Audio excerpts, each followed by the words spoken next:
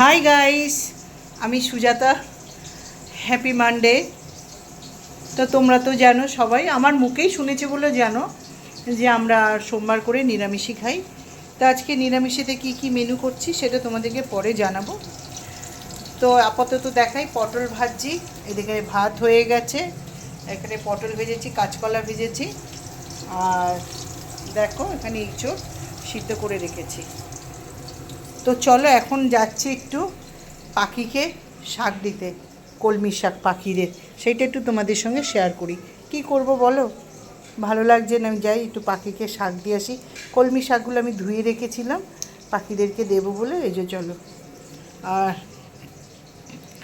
ওইদিকে দেখো আমার লিও বাবু সিকিউরিটি গার্ড এখানে বসে থাকবে, আর এই যে আমার ছোটু রানী। ছোটু রানী কান্না করছে শুধু, জানি না কেন। এই যে খাবে, কলমি শাক খাবে। তো আমার এখনও ঘর দুয়ার গুছানো হয়নি বন্ধুরা।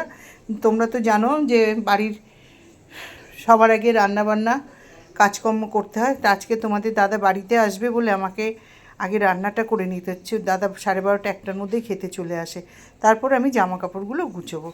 সব তুলে এনে রেখেছি। আর কালকে তাছাড়া মানে কি বলবো, সন্ধেবেলা বাড়িতে ছিলাম না। বাড়িতে ঢুকতে ঢুকতে প্রায় 11:30 11টা বেজে গেছে। 11টা 11:30, রাত 11:30 বেজে গেছে। যার জন্যে কালকে আমি লাইভেও আসতে পারিনি। আর ছোটো রানী দেখো এদিকে কলমি শাক নিয়ে কী করছে। এদিকে দেখি কে বেল বাজালো, কে?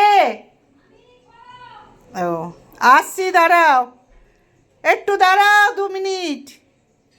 তো চলো এদিকে দেখো সিকিউরিটি গার্ড।